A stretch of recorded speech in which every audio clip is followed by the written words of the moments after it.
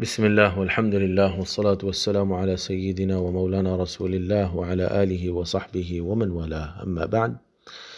کیا حدیث غزوہ بحر جو صحیح البخاری میں موجود ہے اس سے امیر معاویہ قطعی طور پر جنتی ثابت ہوتے ہیں یا نہیں؟ تو جاننا چاہیے کہ اس روایت سے امیر معاویہ قطعی طور پر جنتی ثابت نہیں ہوتے ہیں، کیونکہ قطعی طور پر ثابت ہونے کے لیے دلیل بھی قطعی ہونا چاہیے، نہ اس کے سند میں کوئی کلام ہونا چاہیے، نہ سند میں کوئی شک شبہ ہونا چاہیے، اور نہ ہی اس کے الفاظ کی دلالت پر کوئی شک شبہ ہونا چاہیے۔ الفاظ کی دلالت میں اگر کوئی خامی یا خرابی آ جائے، یعنی علماء کا اختلاف آ جائے کہ کوئی کہے کہ اس سے یہ معنی مراد ہے، کوئی کہے کہ نہیں اس سے دوسرا معنی مراد ہے، کوئی کہے یہ اس زمانے کی بات ہے، کوئی کہے کہ نہیں یہ دوسرے زمانے کی بات ہے، کوئی کہے کہ اس کے الفاظ کا یہ معنی ہے ہی نہیں، کوئی کہے کہ اس کا یہ معنی ہے، یعنی علماء کرام کا اگر کسی یعنی دلالت الحدیث جو ہوتی ہے، دلالت الحدیث پہ اگر اختلاف ہو جائے اور اس میں جو ہے ایک معنی پر وہ متفق نہ ہو کہ اس سے یہی مراد ہے، تو وہ قطعی دلیل باقی نہیں رہتی ہے۔ وہ دلیل رہتی ہے لیکن قطعی دلیل باقی نہیں رہتی ہے، کیونکہ ایک سے زائد معنی کا احتمال اس کے اندر موجود ہے۔ اور فقہا کا قاعدہ کہتا ہے اذا وقع الاحتمال بطل الاستدلال، کہ اگر احتمال واقع ہو جائے، احتمال کہ یہ بھی ہو سکتا ہے اور دوسرا معنی بھی ہو سکتا ہے، تو اس سے وہ قطعی دلیل باقی نہیں رہتی ہے۔ ایسی دلیل باقی نہیں رہتی کہ دوسروں پر حجت بن جائے کہ آپ کو یہ چیز ماننا ہی پڑے گا، یہ حیثیت اس کی باقی نہیں رہتی ہے۔ اب دیکھیے پہلا جو مسئلہ ہے اس کے اندر کہ لفظ اول جیش، پہلا لشکر جو سمندری جنگ کے لیے جائے گا، غزو البحر کرے گا، اس کے لیے یہ فضیلت ہے۔ اب یہ لفظ اول جیشن یہ ثابت ہے یا نہیں ہے، یہ پہلا لشکر ہے یا دوسرا لشکر ہے، اس کے درمیان علماء کرام کا اختلاف ہے۔ کثیر تعداد علماء کی کہتی ہے کہ یہ پہلا لشکر ہی تھا جو سیدنا عثمان کے زمانے میں امیر معاویہ کی قیادت میں گیا تھا، اور بعض علماء کا یہ کہنا ہے کہ یہ امیر معاویہ کے زمانے میں منذر بن زبیر کی قیادت میں جو لشکر گیا تھا وہ مراد ہے۔ چنانچہ اس قول کے قائلین کون ہیں کہ اس لشکر سے مراد پہلا لشکر نہیں ہے بلکہ دوسرا لشکر ہے، اس کے قائلین امام بخاری اور امام مسلم اور امام باجی رحمۃ اللہ علیہ اور امام قاضی عیاض رحمۃ اللہ علیہ۔ تو یہ اختیار کس کا ہے؟ امام بخاری و مسلم کا ہے، اور امام باجی اور امام قاضی عیاض کیا فرماتے ہیں کہ یہی زیادہ درست قول ہے، اور یہ بات کو امام زرقانی رحمۃ اللہ علیہ نے موطا امام مالک کی شرح میں لکھے ہیں۔ آپ کے لیے حوالہ بیان کر دیتے ہیں، اس میں شرح الزرقانی علی موطا مالک کتاب الجہاد باب الترغیب فی الجہاد، اس کے نیچے یہ جو حدیث آئی ہے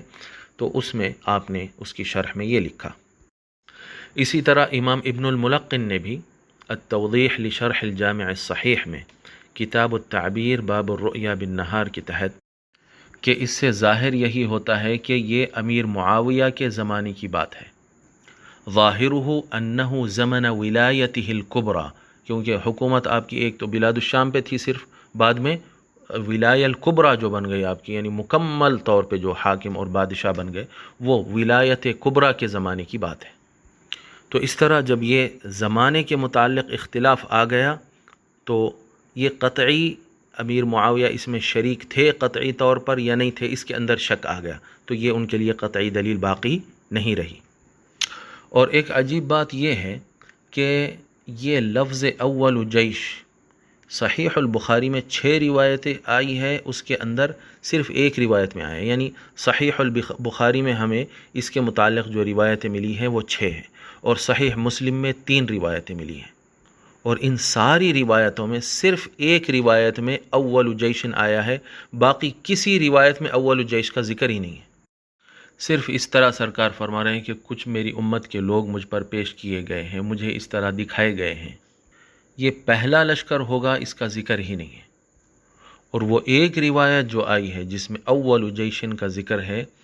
وہ ایک راوی سے مروی ہے جس کا نام ثور بن یزید ہے، اس کی یہ جس سند میں موجود ہے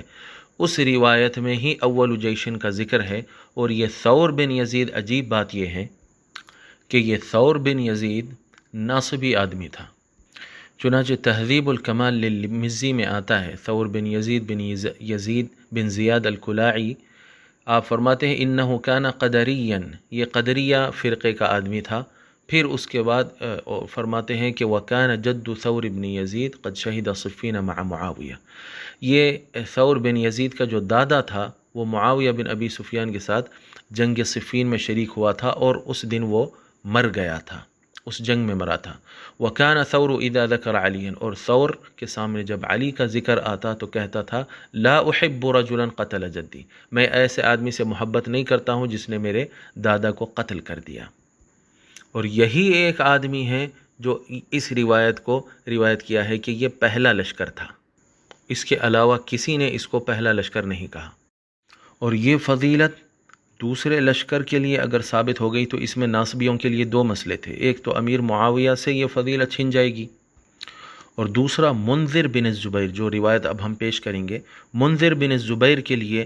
یہ فضیلت ثابت ہو جائے گی۔ اور منذر بن الزبیر یہ عبداللہ ابن الزبیر کے بھائی تھے، اور یہ عبداللہ ابن الزبیر کی طرف سے یزید ابن معاویہ سے جنگ کیے ہوئے آدمی تھے۔ اور منذر بن الزبیر کا اس لشکر کے کمانڈر ہونا امیر معاویہ کے زمانے میں، یعنی امیر معاویہ کا زمانہ اگر کہہ دیا جائے تو وہ اس لشکر میں شریک نہیں تھے، تو اس کے کمانڈر المنذر بن الزبیر کا ہونا یہ مسند احمد میں سند صحیح کے ساتھ ثابت ہے۔ اب دیکھیے مسند احمد کی روایت، مسند العشرۃ المبشرین بالجنہ من مسند القبائل، حدیث امرأۃ من بنی عبد الاشہل،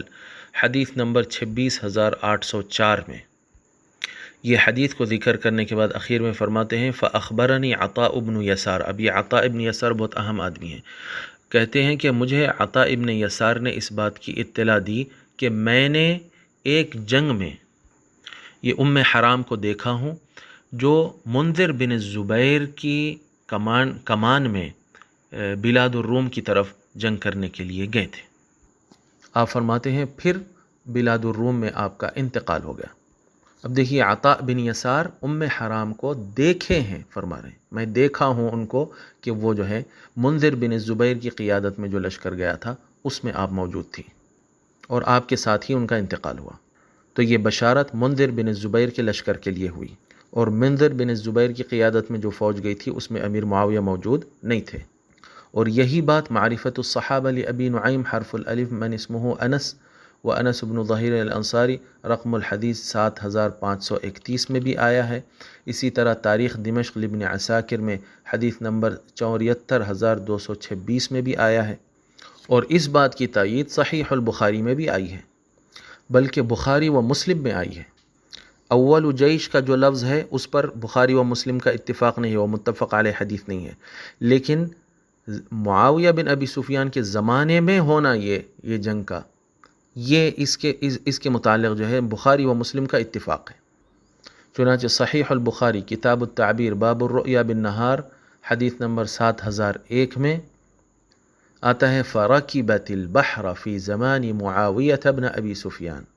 تو حضرت حرام سمندری جنگ میں جو ہے شرکت کی معاویہ بن ابی سفیان کے زمانے میں،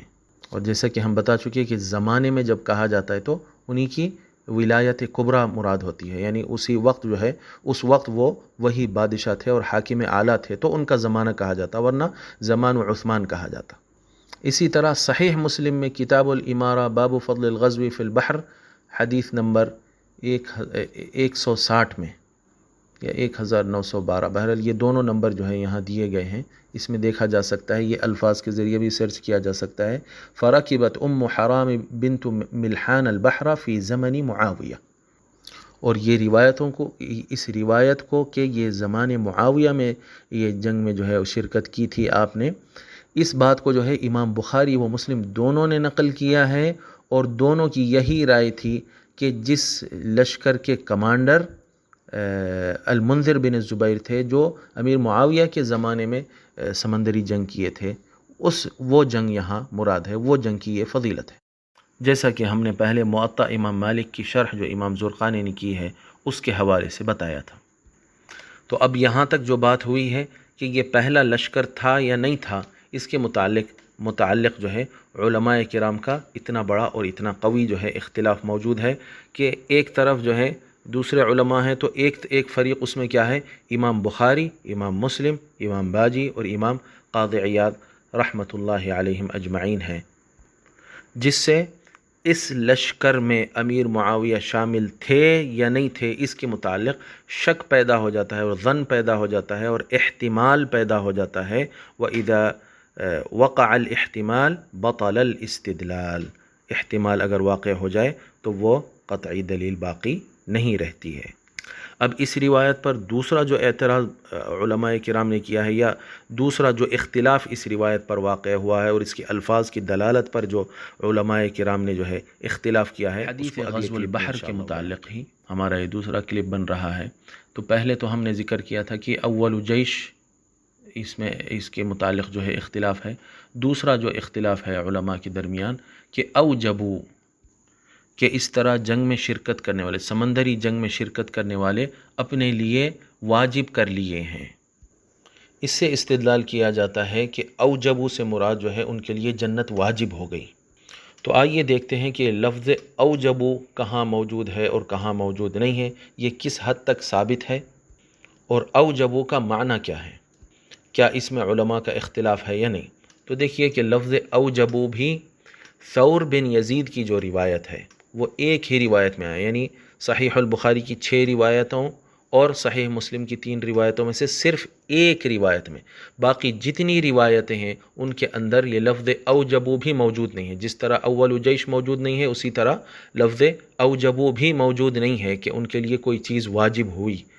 جنت واجب ہوئی یا رحمت واجب ہوئی یا محبت واجب ہوئی، کیا واجب ہوئی، جو بھی واجب ہوا ہے وہ واجب ہونے کا ذکر ہی نہیں ہے دوسری روایتوں میں۔ اور یہ جو لفظ اوجبو ہے یہ بھی صرف ثور بن یزید کی روایت میں موجود ہے، دوسرا کسی روایت میں موجود نہیں ہے۔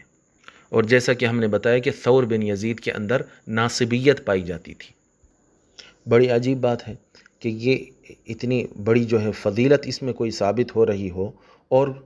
کوئی اس کو روایت ہی نہ کرے سوائے ثور بن یزید کے۔ بڑی عجیب بات ہے، جس کے اندر ناصبیت پائی جاتی ہو وہی اس چیز کو جو ہے ثابت کرے۔ پہلے تو اول جیش کہہ کے اس فضیلت کو امیر معاویہ کے لیے پکا کرنے کی کوشش کرنا، پھر اس کے بعد جو ہے اوجبو کہہ کے جنت کو واجب کرنے کی کوشش کرنا، یعنی کچھ نہ کچھ واجب ہو۔ اب یہ جنت ہی واجب ہے یہ کیا ہے، اس کے متعلق بھی ہم علماء کا کلام بتائیں گے۔ تو بہرحال یہ لفظ اوجبو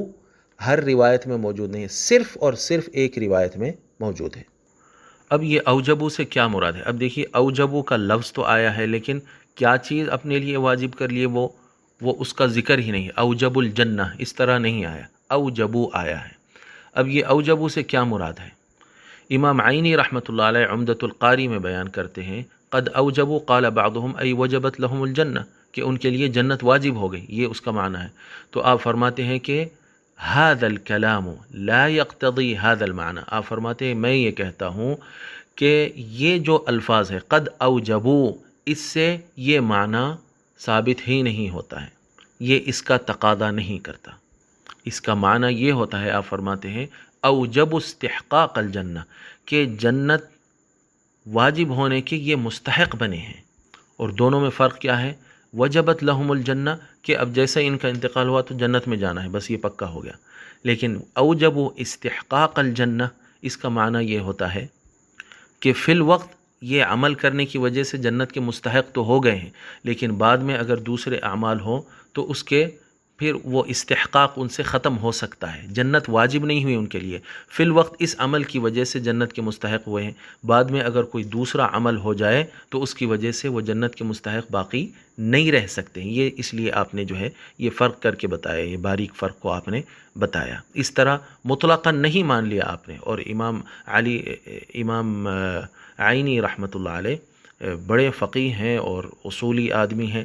احناف میں سے، تو آپ جو ہے اس طرح فرق کر کے بتائیں۔ اگر ڈائریکٹ جو ہے صرف جنت واجب ہو گئی اس طرح جو ہے قطعی معنی ہوتا تو آپ ضرور تسلیم کر لیتے۔ اس طرح اس بات کی باریکی میں جا کے کہ نہیں اتنا ثابت نہیں ہوتا ہے، اس سے یہ بتانے کی ضرورت نہیں تھی۔ تو اس سے معلوم ہوتا ہے کہ یہ قطعی دلیل نہیں ہے۔ اور دوسرا آپ فرماتے ہیں وقال الکرمانی، اور امام کرمانی اس کے متعلق یہ فرمائے ہیں قولہ اوجبو، کہ ان لوگوں نے واجب کر لیا ہے اپنے لیے، اس کا معنی ہے ای محبتاً لانفسہم، کہ اپنی ذاتوں کے لیے لوگوں کے دلوں میں محبت۔ تو گویا کہ اس حدیث شریف میں جنت کی بشارت ہے یا نہیں ہے، اس کے متعلق بھی علماء کرام کا اختلاف موجود ہے، اور جب اختلاف موجود ہے تو اس کا معنی کیا ہے، وہ دلیل قطعی باقی نہیں رہتی ہے۔ اگر سرکار خود فرما دیتے کہ اوجبوا لانفسہم الجنہ تو اس کے بعد جو ہے بات پکی ہوتی، لیکن سرکار نے اس طرح نہیں فرمایا، اور علماء کے درمیان یہ سارا اختلاف موجود ہے، تو اس کی وجہ سے کیا ثابت ہوتا ہے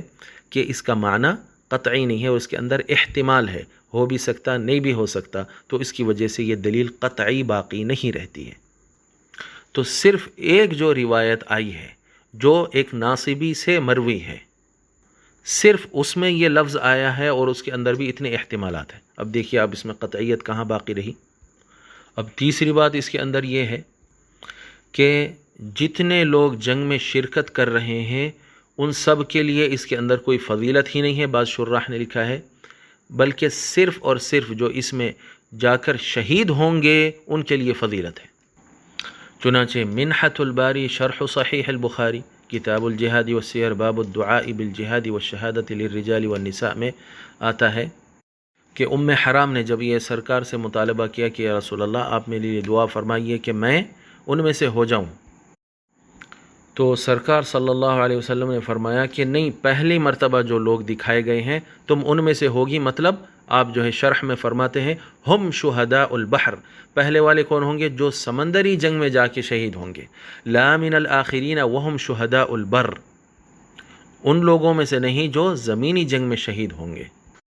تو اب دیکھیے اس معاملے کے اندر بھی علماء کرام کی دو رائے بن گئی ہے کہ یہ کیا پورے لشکر کے لیے اس کے اندر فضیلت ہے، یا پھر صرف اور صرف اس میں جو شہید ہوں گے ان کے لیے فضیلت ہے۔ اور ظاہر بات ہے کہ امیر معاویہ اس جنگ میں شہید نہیں ہوئے،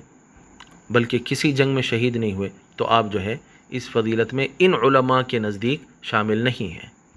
تو یہ بھی حدیث کے اندر احتمال پیدا ہو جاتا ہے، وَإِذَا وَقَعَ الْإِحْتِمَالِ بَطَلَ الْإِسْتِدْلَالُ، اور اس طرح اس احتمال کی وجہ سے یہ دلیل قطعی باقی نہیں رہتی۔ اب اس کے بعد جو ہے چوتھی بات آ جاتی ہے۔ چوتھی بات یہ ہے کہ جو عام دلیل ہوتی ہے، جیسا کہ ہم نے پہلے بھی ذکر کیا، عام جو دلیلیں ہوتی ہیں، عام فضیلتیں جو بیان کی جاتی ہیں، ان میں سے کوئی دلیل خاص کی وجہ سے لوگ نکل سکتے ہیں، اس میں کہ ہر فرد کو وہ بشارت یا وہ فضیلت شامل ہے، اس طرح نہیں کہا جا سکتا ہے۔ چنانچہ اس حدیث سے بعض لوگوں نے یزید کو اس میں شامل کرنے کی کوشش کی تھی کہ زمینی جو جنگ ہوگی اس میں جو ہے یزید کے لیے بھی بشارت ہے، اگرچہ کہ وہ بات بالکل غلط ہے، لیکن یہاں اہل سنت کا قاعدہ دیکھیے جو بیان کیا جاتا ہے کہ محلب نامی، محلب ایک بڑے علامہ گزرے ہیں پرانے زمانے کے، تو انہوں نے کہا کہ اس میں معاویہ کے لیے بھی منقبت ہے اور یزید کے لیے بھی منقبت ہے۔ تو اس کا جواب امام ابن المنیر اور امام ابن التین نے دیا۔ امام زرقانی شرح معطا امام مالک میں ذکر کرتے ہیں کہ محلب کا جواب دیتے ہوئے امام ابن المنیر اور امام ابن التین نے کہا انه لا يلزم من دخوله في ذلك العموم الا يخرج بدلیل خاص، کہ یہ عام فضیلت کے ذکر کر دینے سے اس کا یہ مطلب نہیں ہے، یہ لازم نہیں ہو جاتا ہے کہ وہ دلیل خاص سے بھی وہ باہر نہ نکلے، کوئی دلیل خاص کی وجہ سے اس سے باہر نکل جا سکتے ہیں، یعنی یزید اس سے باہر نکل جا سکتا ہے۔ کیوں؟ اذ لا خلاف ان قوله مغفور لهم مشروط بان يكونوا من اہل المغفرہ، کہ اس میں کوئی اختلاف نہیں ہے کہ ان کی بخشش ہو گئی، جو کہا گیا ہے، جو بشارت سنائی گئی ہے اس حدیث میں، وہ اس چیز کے ساتھ مشروط ہے کہ وہ مغفرت کا اہل بھی ہو، کہ اگر مثلا کوئی جنگ کے بعد مرتد ہو جائے تو وہ اس عام بشارت میں جو ہے داخل نہیں رہے گا۔ تو آپ فرماتے ہیں اسی طرح یزید بھی اس سے باہر ہو جائے گا، اس عام دلیل سے خاص دلیل کی وجہ سے خارج ہو جائے گا۔ پھر آپ فرماتے ہیں فدل علی ان المراد، تو اس عام دلیل سے مراد کیا ہے کہ مغفرت ان کے لیے ہے جو اس جنگ میں شریک ہوں گے، تو ان میں سے مغفرت صرف ان لوگوں کے لیے ہے لمن وجد شرط المغفرت فیہ منہم، ان میں سے جن کے اندر مغفرت کی شرط پائی جاتی ہے۔ تو گویا کہ آپ نے بتا دیا کہ سارا لشکر اس میں شامل نہیں ہوتا ہے۔ بعض لوگ اگر اس کے بعد پلٹ کے اس طرح کے کام کرے جس طرح یزید نے کیا ہے، یا اس طرح کے جو ہے فسق و فجور کرے، تو وہ دلیل خاص کی وجہ سے، وعید خاص کی وجہ سے اس عام فضیلت سے باہر ہو جاتے ہیں اور جنتی باقی نہیں رہتے ہیں۔ بالکل ایسا ہی جیسا کہ ابو الغادی الجہنی کا مسئلہ ہے۔ ابو الغادی الجہنی کے متعلق آیا ہے کہ یہ ان لوگوں میں سے ہے جو حضور صلی اللہ علیہ وآلہ وسلم کے دست مبارک پہ بیعت کی تھی بیعت الرضوان میں، اور ان کے متعلق حضور اکرم صلی اللہ علیہ وسلم نے، بلکہ پہلے تو اللہ رب العزت نے اپنی رضا کا اعلان کیا اور حضور صلی اللہ علیہ وسلم نے جنت کی بشارت سنائی، لیکن یہی آدمی جاتا ہے پھر عمار بن یاسر کو قتل کر دیتا ہے، اور خود یہ قصہ سنایا کرتا تھا کہ میں اس طرح جا کے عمار کو اس طرح قتل کیا ہوں۔ اس کے لیے بطور مثال الاصابہ فی تمییز الصحابہ 7ویں جلد باب الکنا حرف الغین المعجبہ ابو الغادی الجہنی میں آپ جو ہے دیکھ سکتے ہیں۔ اسی طرح دوسرے تراجم میں بھی کثرت سے جو ہے یہ موجود ہے اس کے متعلق۔ تو اس نے جو ہے بیعت کرنے کے بعد اور وہ فضیلت کے ملنے کے بعد اور جنت کی بشارت سننے کے بعد اس نے کیا کیا؟ عمار بن یاسر کو قتل کیا، اور حضور پاک علیہ وآلہ صلاۃ والسلام کے فرمان کے یعنی دلیل خاص کی زد میں کیسا آیا کہ سرکار نے فرمایا قاتل عمارہ وسالبہ فی النار، کہ عمار بن یاسر کو قتل کرنے والا اور ان کو سلب کرنے والا یہ کیا ہوگا؟ جہنم میں جائے گا۔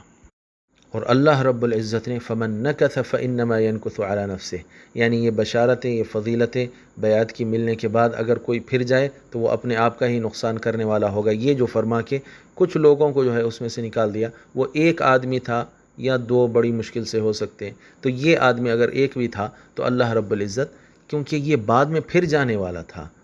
سرکار کے صحابہ کو جو ہے قتل کرنے والا بن جانے والا تھا، اس لیے اللہ رب العزت نے شاید یہ قید جو ہے لگا کے بتا دی کہ ایک دلیل خاص کی وجہ سے اس فضیلت کے اندر سے کچھ لوگ نکل سکتے ہیں۔ مزید ایک بات اس کے اندر یہ بیان کرنا مناسب رہے گا کہ امام بخاری رحمۃ اللہ علیہ نے، امام مسلم رحمۃ اللہ علیہ نے، امام بخاری جیسا کہ باب و ذکر معاویہ کہہ کے جو ہے ایک باب باندھے ہیں، اور اس کے تحت آپ نے یہ روایت کو لایا ہی نہیں ہے، گویا کہ آپ یہ، جیسا کہ ہم نے بتایا کہ مانتے ہی نہیں تھے کہ یہ لشکر میں امیر معاویہ شامل تھے، تو ان کے لیے یہ فضیلت بھی آپ گویا کہ نہیں مانتے تھے۔ اسی وجہ سے آپ نے کیا کیا، یعنی ذکر معاویہ بن ابی سفیان کے باب میں اس روایت کو لایا ہی نہیں ہے، گویا کہ آپ اس فضیلت کو ان کے لیے تسلیم کرتے ہی نہیں تھے۔ اسی طرح امام مسلم بھی، ورنہ اگر یہ قطعی دلیل ہوتی فضیلت امیر معاویہ کے متعلق تو ضرور امام بخاری رحمۃ اللہ علیہ اس کو معاویہ بن ابی سفیان کے باب میں ذکر فرماتے۔ ایک آخری بات اس کے متعلق کہہ دوں جو امام عینی نے عمدۃ القاری میں فرمائی ہے کہ ابن حطان کی ایک روایت کو امام بخاری رحمۃ اللہ علیہ نے لایا، تو یہ عمران بن حطان ناصبی آدمی تھا جو حضرت سیدنا مولا علی کو قتل کرنے والا ابن ملجم تھا، اس کی شان میں، اس کی تعریف میں اشعار لکھا تھا اور اشعار کہے تھے۔ تو امام عینی فرماتے ہیں کہ امام بخاری اگر اس کی روایت کو لائے ہیں تو اس میں امام بخاری کے لیے کوئی حجت نہیں ہے، وہ اس ایسے آدمی کی روایت کو کیسا لا سکتے ہیں؟ پہلے تو امام مسلم اس کی روایت کو جو ہے قبول نہیں کیے ہیں، اور کیسا یہ آدمی جو ہے سچا ہو سکتا ہے جبکہ اس نے سب سے بڑی جھوٹ کہی ہے کہ ابن ملجم لعین کی تعریف کی ہے، اور قتل علی بن ابی طالب پر خوش ہونے والا کس طرح دیندار آدمی ہو سکتا ہے جبکہ وہ قاتل علی کی تعریفیں کر رہا ہے؟ تو گویا کہ آپ یہ فرما رہے ہیں کہ ناصبی جو ہوتا ہے اس کی روایت اگر امام بخاری لا رہے ہیں تب بھی ان کے لیے کوئی حجت نہیں ہے اس چیز میں۔ امام عینی اس کو جو ہے رد کر رہے ہیں کہ ایسی آدمی کی جو ہے روایت کیسے قبول کی جا سکتی ہے جس کے اندر ناصبیت ہے، وہ تو سب سے بڑا جھوٹا ہوتا ہے۔ تو ہم بھی یہاں اس روایت کے متعلق جو ایک ہی روایت آئی ہے ثور بن یزید سے، اس کے متعلق بھی ہم اپنے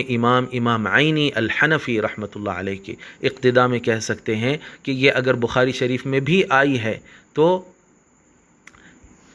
اس کا راوی ثور بن یزید جیسا آدمی جو اپنا منہ بھر کے جو ہے یہ کہتا تھا کہ لا احب علی، میں علی سے محبت نہیں کرتا ہوں، ایسے آدمی کی روایت کہاں سچ ہو سکتی ہے؟ بہرحال بڑے بڑے لوگ جو ہے اس کو قبول کیے ہیں، تو اگر تھوڑی دیر کے لیے اس کو مان بھی لیا جائے تب بھی اس کے اندر اتنے زیادہ مسئلے ہیں، اور کم از کم کیا ہے کہ یہ دلیل قطعی باقی نہیں رہتی ہے ان سارے مسئلوں کی وجہ سے۔ تو اس روایت کی بنیاد پر امیر معاویہ کو قطعی طور پر جنتی نہیں کہا جا سکتا ہے، کیونکہ علماء کرام کے درمیان اس روایت کے متعلق اتنے زیادہ اختلافات موجود ہے۔ واللہ ورسولہ غزو البحر کے متعلق ہی ہمارا یہ دوسرا کلپ بن رہا ہے۔ تو پہلے تو ہم نے ذکر کیا تھا کہ اول جیش اس کے متعلق جو ہے اختلاف ہے۔ دوسرا جو اختلاف ہے علماء کے درمیان کہ اوجبو، کہ اس طرح جنگ میں شرکت کرنے والے، سمندری جنگ میں شرکت کرنے والے اپنے لیے واجب کر لیے ہیں۔ اس سے استدلال کیا جاتا ہے کہ اوجبو سے مراد جو ہے ان کے لیے جنت واجب ہو گئی۔ تو آئیے دیکھتے ہیں کہ لفظ اوجبو کہاں موجود ہے اور کہاں موجود نہیں ہے، یہ کس حد تک ثابت ہے، اور اوجبو کا معنی کیا ہے، کیا اس میں علماء کا اختلاف ہے یا نہیں۔ تو دیکھیے کہ لفظ اوجبو بھی ثور بن یزید کی جو روایت ہے وہ ایک ہی روایت میں آیا، یعنی صحیح البخاری کی 6 روایتوں اور صحیح مسلم کی 3 روایتوں میں سے صرف ایک روایت میں، باقی جتنی روایتیں ہیں ان کے اندر یہ لفظ اوجبو بھی موجود نہیں ہے۔ جس طرح اول جیش موجود نہیں ہے، اسی طرح لفظ اوجبو بھی موجود نہیں ہے کہ ان کے لیے کوئی چیز واجب ہوئی، جنت واجب ہوئی یا رحمت واجب ہوئی یا محبت واجب ہوئی، کیا واجب ہوئی، جو بھی واجب ہوا ہے وہ واجب ہونے کا ذکر ہی نہیں ہے دوسری روایتوں میں۔ اور یہ جو لفظ اوجبو ہے یہ بھی صرف ثور بن یزید کی روایت میں موجود ہے، دوسرا کسی روایت میں موجود نہیں ہے۔ اور جیسا کہ ہم نے بتایا کہ ثور بن یزید کے اندر ناصبیت پائی جاتی تھی۔ بڑی عجیب بات ہے کہ یہ اتنی بڑی جو ہے فضیلت اس میں کوئی ثابت ہو رہی ہو اور کوئی اس کو روایت ہی نہ کرے سوائے ثور بن یزید کے۔ بڑی عجیب بات ہے، جس کے اندر ناصبیت پائی جاتی ہو وہی اس چیز کو جو ہے ثابت کرے۔ پہلے تو اول جیش کہہ کے اس فضیلت کو امیر معاویہ کے لیے پکا کرنے کی کوشش کرنا، پھر اس کے بعد جو ہے اوجبو کہہ کے جنت کو واجب کرنے کی کوشش کرنا، یعنی کچھ نہ کچھ واجب ہو۔ اب یہ جنت ہی واجب ہے یہ کیا ہے، اس کے متعلق بھی ہم علماء کا کلام بتائیں گے۔ تو بہرحال یہ لفظ اوجبو ہر روایت میں موجود نہیں ہے، صرف اور صرف ایک روایت میں موجود ہے۔ اب یہ اوجبو سے کیا مراد ہے؟ اب دیکھیے اوجبو کا لفظ تو آیا ہے، لیکن کیا چیز اپنے لیے واجب کر لیے وہ اس کا ذکر ہی نہیں ہے۔ اوجب الجنہ اس طرح نہیں آیا، اوجبو آیا ہے۔ اب یہ اوجبو سے کیا مراد ہے؟ امام عینی رحمۃ اللہ علیہ عمدۃ القاری میں بیان کرتے ہیں قد اوجبو قال بعضهم ای وجبت لهم الجنہ، کہ ان کے لیے جنت واجب ہو گئی، یہ اس کا معنی ہے۔ تو آپ فرماتے ہیں کہ هذا الكلام لا يقتضي هذا المعنى، آپ فرماتے ہیں میں یہ کہتا ہوں کہ یہ جو الفاظ ہے قد اوجبو، اس سے یہ معنی ثابت ہی نہیں ہوتا ہے، یہ اس کا تقاضا نہیں کرتا۔ اس کا معنی یہ ہوتا ہے، آپ فرماتے ہیں اوجب استحقاق الجنہ، کہ جنت واجب ہونے کے یہ مستحق بنے ہیں۔ اور دونوں میں فرق کیا ہے؟ وجبت لہم الجنہ، کہ اب جیسے ان کا انتقال ہوا تو جنت میں جانا ہے، بس یہ پکا ہو گیا۔ لیکن اوجب استحقاق الجنہ، اس کا معنی یہ ہوتا ہے کہ فی الوقت یہ عمل کرنے کی وجہ سے جنت کے مستحق تو ہو گئے ہیں، لیکن بعد میں اگر دوسرے اعمال ہوں تو اس کے پھر وہ استحقاق ان سے ختم ہو سکتا ہے، جنت واجب نہیں ہوئی ان کے لیے، فی الوقت اس عمل کی وجہ سے جنت کے مستحق ہوئے ہیں، بعد میں اگر کوئی دوسرا عمل ہو جائے تو اس کی وجہ سے وہ جنت کے مستحق باقی نہیں رہ سکتے ہیں۔ یہ اس لیے آپ نے جو ہے یہ فرق کر کے بتایا، یہ باریک فرق کو آپ نے بتایا، اس طرح مطلقاً نہیں مان لیا آپ نے۔ اور امام عینی رحمۃ اللہ علیہ بڑے فقیہ ہیں اور اصولی آدمی ہیں احناف میں سے، تو آپ جو ہے اس طرح فرق کر کے بتائیں۔ اگر ڈائریکٹ جو ہے صرف جنت واجب ہو گئی اس طرح جو ہے قطعی معنی ہوتا تو آپ ضرور تسلیم کر لیتے، اس طرح اس بات کی باریکی میں جا کے کہ نہیں اتنا ثابت نہیں ہوتا ہے، اس سے یہ بتانے کی ضرورت نہیں تھی۔ تو اس سے معلوم ہوتا ہے کہ یہ قطعی دلیل نہیں ہے۔ اور دوسرا آپ فرماتے ہیں وقال الکرمانی، اور امام کرمانی اس کے متعلق یہ فرمائے ہیں قولہ اوجبو، کہ ان لوگوں نے واجب کر لیا ہے اپنے لیے، اس کا معنی ہے ای محبتاً لانفسہم، کہ اپنی ذاتوں کے لیے لوگوں کے دلوں میں محبت۔ تو گویا کہ اس حدیث شریف میں جنت کی بشارت ہے یا نہیں ہے، اس کے متعلق بھی علماء کرام کا اختلاف موجود ہے۔ اور جب اختلاف موجود ہے تو اس کا معنی کیا ہے؟ وہ دلیل قطعی باقی نہیں رہتی ہے۔ اگر سرکار خود فرما دیتے کہ اوجبوا لانفسہم الجنہ تو اس کے بعد جو ہے بات پکی ہوتی، لیکن سرکار نے اس طرح نہیں فرمایا، اور علماء کے درمیان یہ سارا اختلاف موجود ہے، تو اس کی وجہ سے کیا ثابت ہوتا ہے کہ اس کا معنی قطعی نہیں ہے، اور اس کے اندر احتمال ہے، ہو بھی سکتا نہیں بھی ہو سکتا، تو اس کی وجہ سے یہ دلیل قطعی باقی نہیں رہتی ہے۔ تو صرف ایک جو روایت آئی ہے جو ایک ناصبی سے مروی ہے، صرف اس میں یہ لفظ آیا ہے اور اس کے اندر بھی اتنے احتمالات ہیں۔ اب دیکھیے اب اس میں قطعیت کہاں باقی رہی۔ اب تیسری بات اس کے اندر یہ ہے کہ جتنے لوگ جنگ میں شرکت کر رہے ہیں ان سب کے لیے اس کے اندر کوئی فضیلت ہی نہیں ہے، بعض شراح نے لکھا ہے، بلکہ صرف اور صرف جو اس میں جا کر شہید ہوں گے ان کے لیے فضیلت ہے۔ چنانچہ منحۃ الباری شرح صحیح البخاری کتاب الجہاد والسیر باب الدعاء بالجہاد والشہادۃ للرجال والنساء میں آتا ہے کہ حرام نے جب یہ سرکار سے مطالبہ کیا کہ یا رسول اللہ آپ میرے لیے دعا فرمائیے کہ میں ان میں سے ہو جاؤں، تو سرکار صلی اللہ علیہ وسلم نے فرمایا کہ نہیں، پہلی مرتبہ جو لوگ دکھائے گئے ہیں تم ان میں سے ہوگی، مطلب آپ جو ہے شرح میں فرماتے ہیں ہم شہداء البحر، پہلے والے کون ہوں گے؟ جو سمندری جنگ میں جا کے شہید ہوں گے، لا من الآخرین وہم شہداء البر، ان لوگوں میں سے نہیں جو زمینی جنگ میں شہید ہوں گے۔ تو اب دیکھیے اس معاملے کے اندر بھی علماء کرام کی دو رائے بن گئی ہے کہ یہ کیا پورے لشکر کے لیے اس کے اندر فضیلت ہے، یا پھر صرف اور صرف اس میں جو شہید ہوں گے ان کے لیے فضیلت ہے۔ اور ظاہر بات ہے کہ امیر معاویہ اس جنگ میں شہید نہیں ہوئے، بلکہ کسی جنگ میں شہید نہیں ہوئے، تو آپ جو ہے اس فضیلت میں ان علماء کے نزدیک شامل نہیں ہیں۔ تو یہ بھی حدیث کے اندر احتمال پیدا ہو جاتا ہے، وَإِذَا وَقَعَ الْإِحْتِمَالِ بَطَلَ الْإِسْتِدْلَالُ، اور اس طرح اس احتمال کی وجہ سے یہ دلیل قطعی باقی نہیں رہتی۔ اب اس کے بعد جو ہے چوتھی بات آ جاتی ہے۔ چوتھی بات یہ ہے کہ جو عام دلیل ہوتی ہے، جیسا کہ ہم نے پہلے بھی ذکر کیا، عام جو دلیلیں ہوتی ہیں، عام فضیلتیں جو بیان کی جاتی ہیں، ان میں سے کوئی دلیل خاص کی وجہ سے لوگ نکل سکتے ہیں، اس میں کہ ہر فرد کو وہ بشارت یا وہ فضیلت شامل ہے، اس طرح نہیں کہا جا سکتا ہے۔ چنانچہ اس حدیث سے بعض لوگوں نے یزید کو اس میں شامل کرنے کی کوشش کی تھی کہ زمینی جو جنگ ہوگی اس میں جو ہے یزید کے لیے بھی بشارت ہے، اگرچہ کہ وہ بات بالکل غلط ہے، لیکن یہاں اہل سنت کا قاعدہ دیکھیے جو بیان کیا جاتا ہے کہ محلب نامی، محلب ایک بڑے علامہ گزرے ہیں پرانے زمانے کے، تو انہوں نے کہا کہ اس میں معاویہ کے لیے بھی منقبت ہے اور یزید کے لیے بھی منقبت ہے۔ تو اس کا جواب امام ابن المنیر اور امام ابن التین نے دیا۔ امام زرقانی شرح معطا امام مالک میں ذکر کرتے ہیں کہ محلب کا جواب دیتے ہوئے امام ابن المنیر اور امام ابن التین نے کہا انه لا يلزم من دخوله في ذلك العموم الا يخرج بدلیل خاص، کہ یہ عام فضیلت کے ذکر کر دینے سے اس کا یہ مطلب نہیں ہے، یہ لازم نہیں ہو جاتا ہے کہ وہ دلیل خاص سے بھی وہ باہر نہ نکلے، کوئی دلیل خاص کی وجہ سے اس سے باہر نکل جا سکتے ہیں، یعنی یزید اس سے باہر نکل جا سکتا ہے۔ کیوں؟ اذ لا خلاف ان قوله مغفور لهم مشروط بان يكونوا من اہل المغفرہ، کہ اس میں کوئی اختلاف نہیں ہے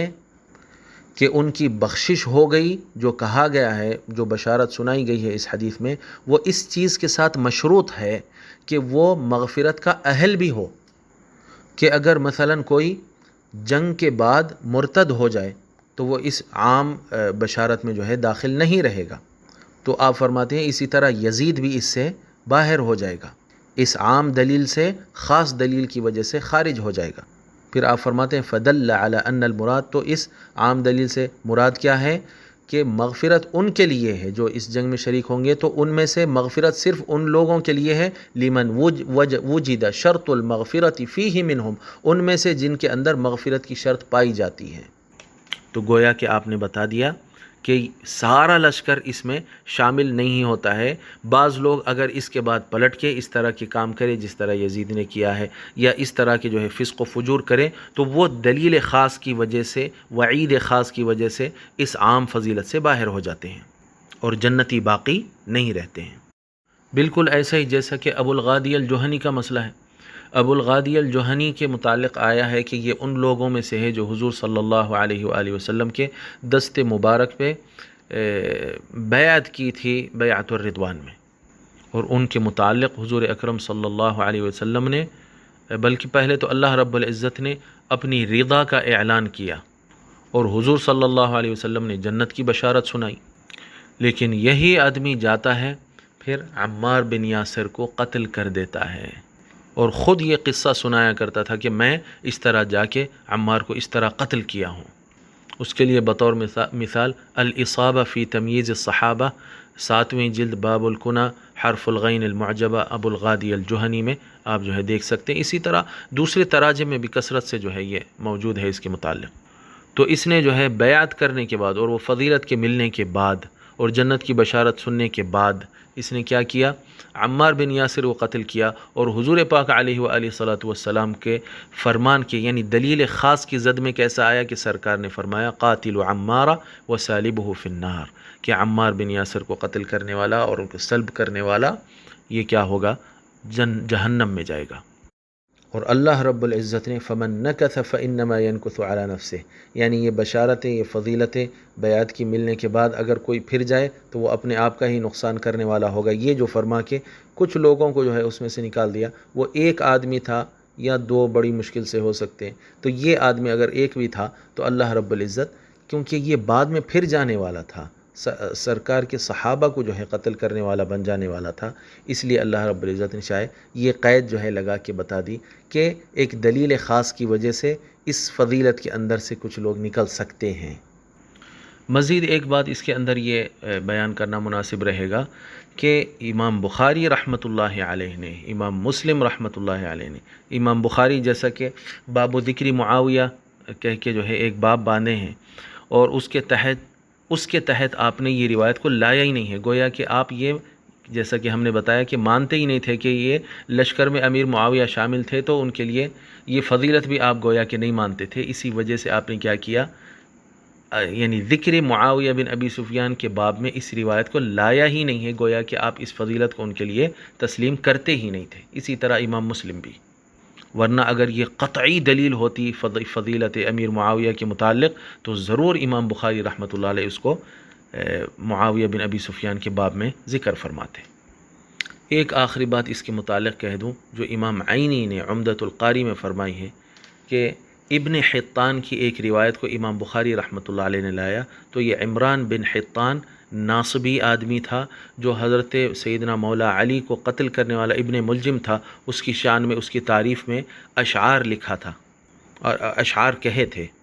تو امام عینی فرماتے ہیں کہ امام بخاری اگر اس کی روایت کو لائے ہیں تو اس میں امام بخاری کے لیے کوئی حجت نہیں ہے، وہ اس ایسے آدمی کی روایت کو کیسا لا سکتے ہیں؟ پہلے تو امام مسلم اس کی روایت کو جو ہے قبول نہیں کیے ہیں، اور کیسا یہ آدمی جو ہے سچا ہو سکتا ہے جبکہ اس نے سب سے بڑی جھوٹ کہی ہے کہ ابن ملجم لعین کی تعریف کی ہے، اور قتل علی بن ابی طالب پر خوش ہونے والا کس طرح دیندار آدمی ہو سکتا ہے جبکہ وہ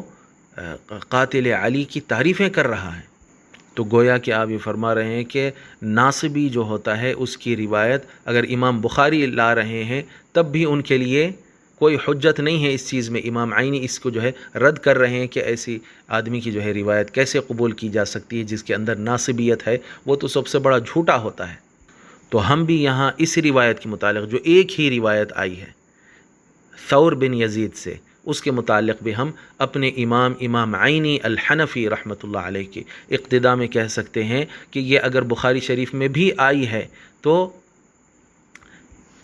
اس کا راوی ثور بن یزید جیسا آدمی جو اپنا منہ بھر کے جو ہے یہ کہتا تھا کہ لا احب علی، میں علی سے محبت نہیں کرتا ہوں، ایسے آدمی کی روایت کہاں سچ ہو سکتی ہے؟ بہرحال بڑے بڑے لوگ جو ہے اس کو قبول کیے ہیں، تو اگر تھوڑی دیر کے لیے اس کو مان بھی لیا جائے تب بھی اس کے اندر اتنے زیادہ مسئلے ہیں، اور کم از کم کیا ہے کہ یہ دلیل قطعی باقی نہیں رہتی ہے ان سارے مسئلوں کی وجہ سے۔ تو اس روایت کی بنیاد پر امیر معاویہ کو قطعی طور پر جنتی نہیں کہا جا سکتا ہے، کیونکہ علماء کرام کے درمیان اس روایت کے متعلق اتنے زیادہ اختلافات موجود ہیں۔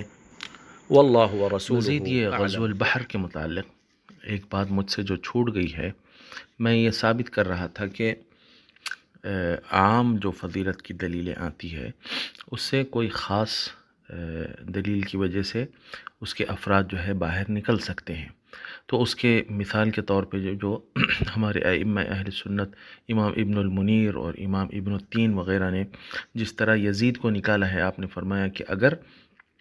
یزید اس فضیلت میں ثابت یعنی شامل ہے بھی، پہلے تو نہیں ہے، اگر ہے بھی تب بھی جو ہے وہ دلیل خاص کی وجہ سے باہر نکل جائے گا۔ تو اس پر جو ہے ہم نے ابو الغادی الجہنی کی مثال دی، اور آخر میں یہ بتانا بھول گئے کہ اسی طرح اگر بالفرض امیر معاویہ اس جنگ میں شامل تھے اور اس فضیلت میں، اس حدیث کی فضیلت میں جو ہے داخل ہے، تب بھی وہ کسی دلیل خاص کی وجہ سے باہر نکل سکتے ہیں، جیسا کہ یہ فضیلت ملنے کے بعد انہوں نے جو ہے خلیفہ راشد سے بغاوت کی، اور جو ہے علی بن ابی طالب سے جنگ کی،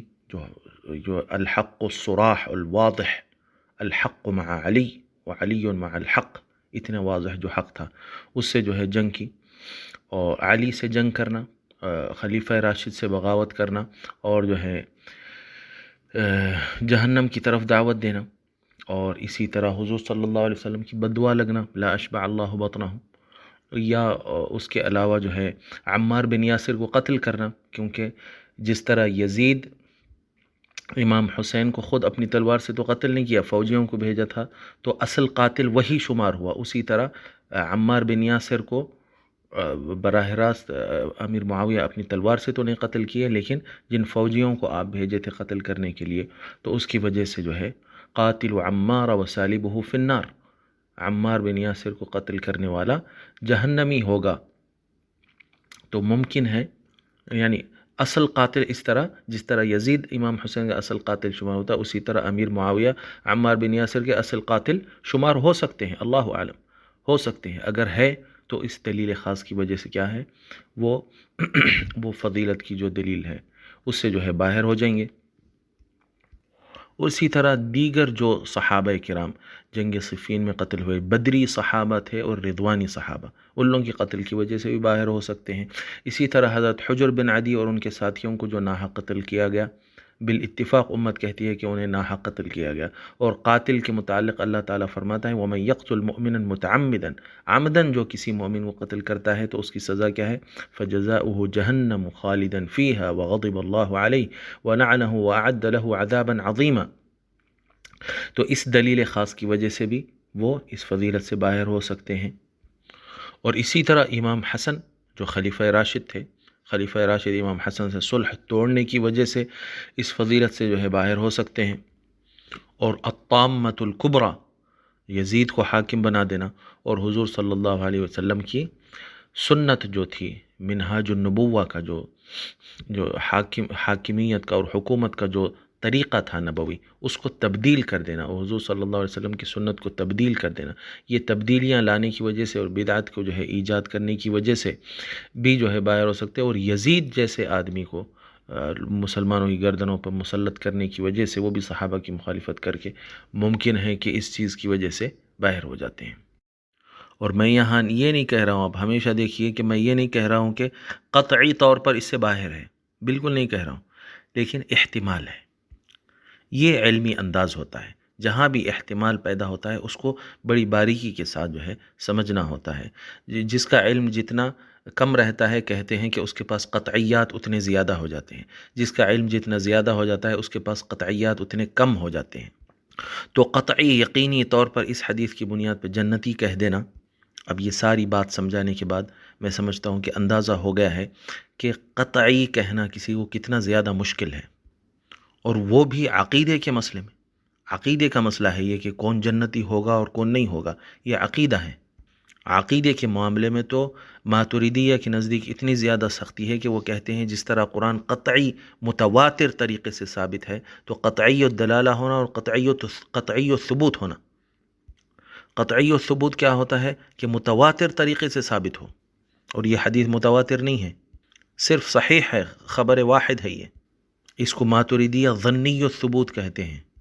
اس کا ثابت ہونا یہ ظنی ہے کہتے ہیں، اس کی بنیاد پہ عقیدہ بنتا ہی نہیں کہتے ہیں۔ ظنی و ثبوت ہے، اور دوسرا ظنی و دلالہ ہے۔ ظنی و دلالہ یعنی اس کے جو الفاظ ہیں اس میں کسی قسم کے اختلاف کی گنجائش ہی نہیں رہنا، ایسے الفاظ رہنا، تو اس کو قطعی و دلالہ کہتے ہیں۔ تو قطعی و ثبوت اور قطعی و دلالہ ہو تو ہی کوئی عقیدہ بنتا ہے، ورنہ عقیدے میں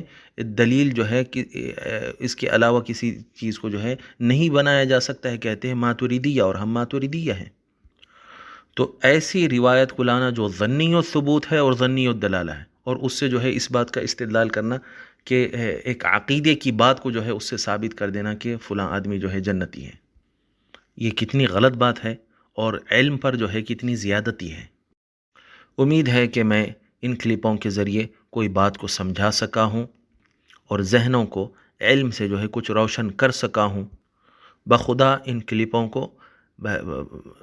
یعنی مخالفت کی بنیاد پر جو ہے نہ دیکھا جائے کہ ایک مخالف ہے جو ہماری مخالفت کرنا چاہ رہا ہے، یہ مخالفتوں کی بنیاد پہ جو ہے اس کو نہ سنا جائے اور نہ سمجھا جائے، بلکہ ایک علم اضافے کی غرض سے اور حسن نیت کے ساتھ جو ہے، کہنے والا بھی حسن نیت سے کہہ رہا ہے اور سننے والا بھی حسن نیت سے سن رہا ہے، اس انداز سے جو ہے اگر سنا جائے اور سمجھا جائے، اور علم میں اضافہ کرنے کی خاطر اگر اس کو جو ہے سنا جائے، تو انشاءاللہ تعالی اس سے ضرور فائدہ ہوگا۔ واللہ ورسولہ اعلم۔